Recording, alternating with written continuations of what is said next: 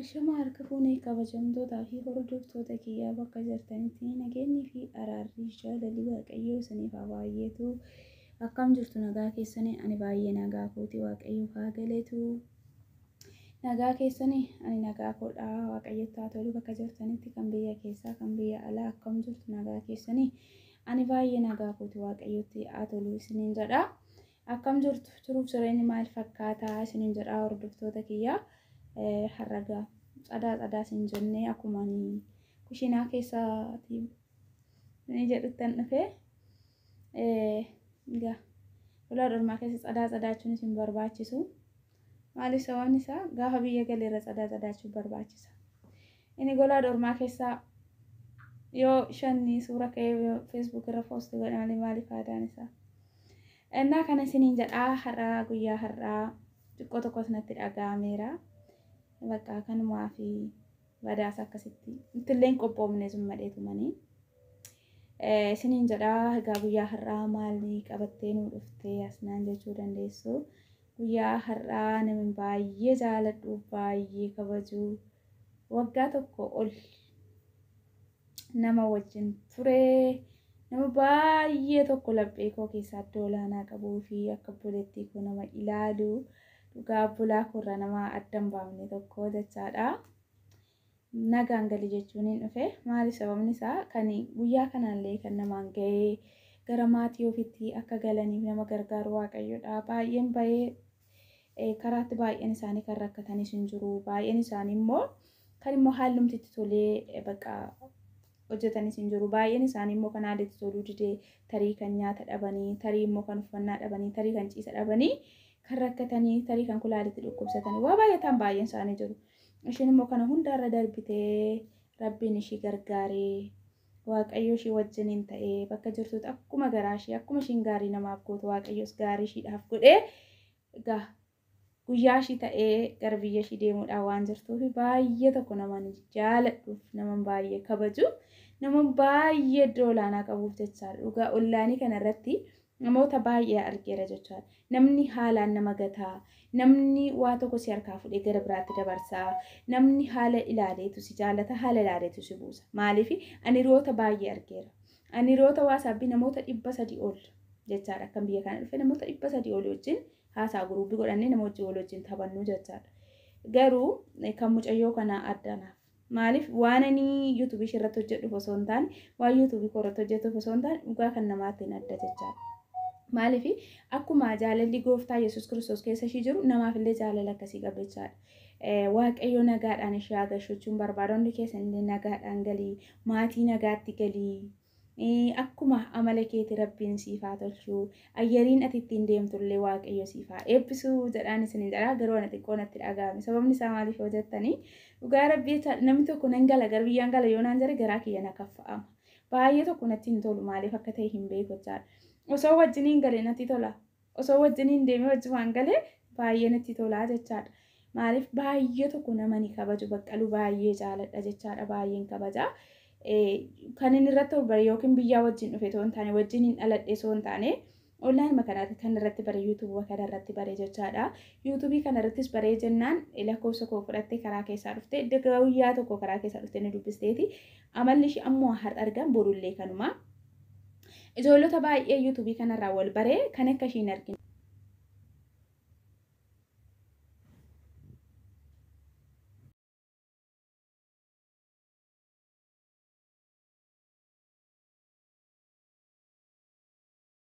Addana jalaa jirte maaliif akka ta'e hin beeku. Egaa ijoollota baay'ee wajjin ani yuutuubii kanarratti baay'ee wal bareera jechuudha. Namoota baay'ee wajjinis wal bareera. Hamaas gaaris waan hundumaas baree jira jechaadha miidiyaa kanarratti. Inni gaaris nama hojjetu nama yeraas immoo nama hojjetus waa baay'ee bareeraa jechaadha. Garuu kan akka mucayyoo kanaaf hunkumaa hin argadhu. Maaliif hojjettanii waan ani yuutuubii irratti hojjedhuufi miti. Waan immoo yookiin immoo waan ishee yuutuubii kiyya irratti viidiyoo dalagduufi miti. Dhuguma isinitti muuf taananii dhugaa kan akka ishee hargees hin beeku. Dhugaa akkuma ani obbolaa koo baay'ee jaaladha jechaadha. Namas jaalannaa nama jibbuu hin beeku jechaadha. Sababni isaa maaliif? Nama tokko ni amana jechaadha. Gaafa nama tokko itti dhufe taanaan laphee makoo hundumaatti gadhiisa. Maaliif isa namni hamaa tokko duuba namarratti yaadu hin beeku jechaadha. Ijoollee baay'ee YouTube kanarratti ijoollee baay'ee wajjiniinis haala garaagaraatiinis gargaarsanis ta'e haala garaagaraatiinis baay'ee hin jedhe garuu ijoollota baay'ees argeera kan boolla namaa qotanis kan nama fayyadanis baay'ee isaan dhamdhamee argeera jechaadha garuu kan akka Baqqaluu gonkumaa hin jiru. Maaliif yoo jettanii namni hundumtuu namni kamillee amala ilaaleetu kan si wajjin deemu. Bara kana keessaa waa baay'eetu jira jechaadha. Kanaaf guyyaa tokko waan inni ammaatti seenaa mucayyoo kana waan hin daganne waan nagaan galii jechuun dhufeef keessaan dhaqee nagaan galee jechuun wallaalee miti jechaadha.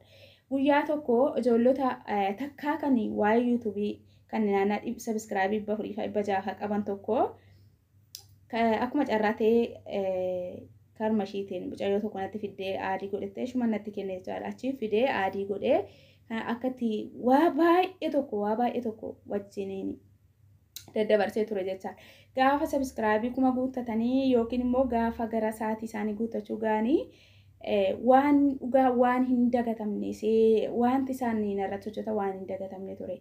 Isaa booda osoo guruuppii keessa jiru ijoolleen kun guruuppii biraa kireet godhatanii nama 2 guruuppii keessatti hambisanii kophaa ba'anii ture. Seenaan baay'ee sammuu koo keessaa hin irraanfatamu.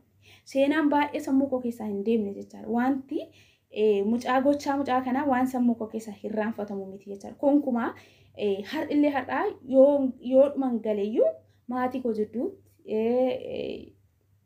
iddoo kamillee hundee na harkaa hin badu seenaa ishee jechaadha. Maaliif baay'ee tokko gochaa baay'ee tokkodha kan ishiin na wajjin dabarsite jechaadha. Guyyaa gaafa sanaa nuti 2 taanee guruuppii keessatti hafne jechaadha. Gaafa 2 taanee guruuppii keessatti hafnu ishii dhaqanii ijoolleen sun dhaqanii aadii godhan. Ishiin garuu liiftii keessaa qabatte. Sababni isaa maaliif asnaatu biraa hafee waanta ta'eef. Namni tokko gooftaan keenya Yesuus Kiristoos hoolonni 99 osoo jiranii hoolaan tokkittiin keessaa hafnaan hoolota 99 dhiisee ishii tokkitti barbaade duukatti deebi'e. Akkuma kanaa mucayyoon kun namoota amma kanaachitti darban osoo laaltu ani tokkitti hafnaan ishii ana barbaacha deebitee dhuftee jechaadha. Maaliif ani seenaa mucayyoo kana waan hin daganne waan hin qabuufi nagaan galee obboleettii koo baay'ee si jaaladha baay'ee si kabaja jechuun ni dhufee dhugaa baay'ee natti dhaga'ame nan gala gaafa shinaan jettee tikkeettii ishii natti ergitu baay'ee tokko natti dhaga'ame jechaadha. Dhugaa baay'een boo'ellee jechaadha. Sababni isaa maaliif yoo jettanii baay'ee tokko hiriyaan bara kanaa boolla namaa qotaa hiriyaan bara kanaa duuba garagalee waa baay'ee namatti tasaasaa dhugaa dubbachuuf taananii ammallee akkuma amala gaarii qabdu kanatti amala kee gaariitti fufisiin jedhaa.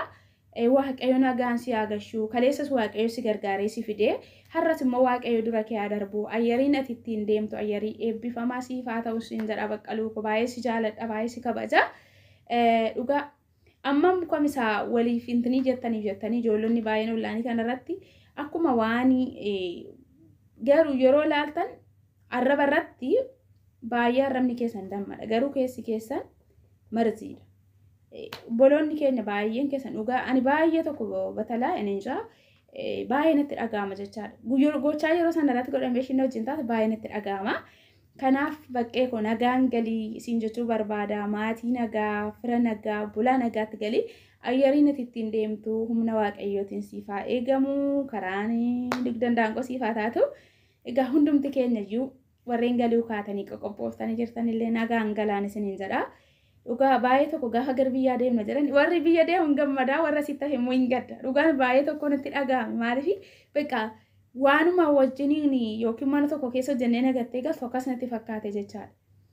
Dhugaa osoo Dubaay jiraattee dhugaa dhaqee hin geggeessa ture garuu Dubaay miti ishiin Beeruut hin jirti.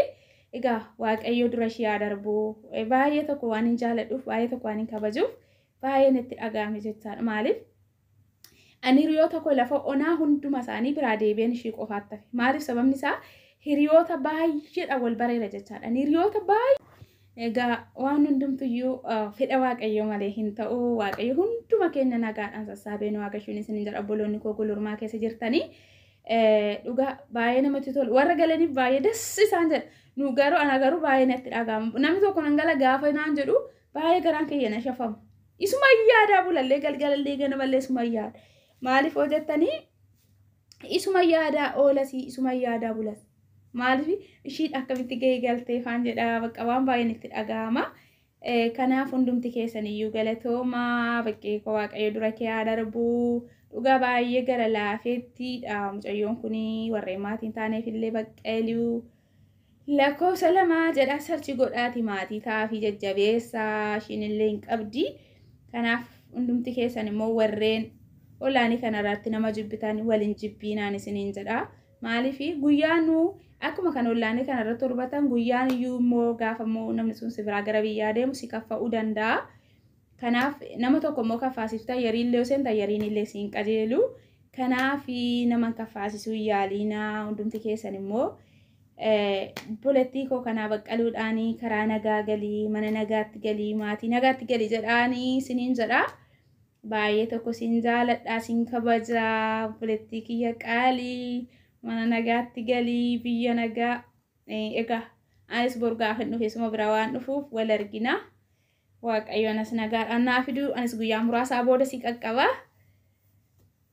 Nagaadhaan galii siin jechuu barbaada. Hundumti keessan immoo galatoomaa warreen maatii koo taatanii jirtan laayikii sheerii koomeenti gochuun na hordofaa. Warreen maatii keenya hin taane immoo sabiskiraayibii godhaatoo maatii keenyatti dabalamaa wanti nuti guyyaa guyyaan gadhiifnu akka isin qaqqabuuf hundumti keessan naaf jiraadha naaf galatoomaa ulfaadha isiniin jira dhugaa baay'ee tokko xiqqoo ishii natti tolee hin jiru sababni isaa maaliif baay'ee natti dhagahame kan maafi isiniin jedha hundumti keessanuu galatoomaa amma viidiyoo biraa walitti deebinutti nagaan tura.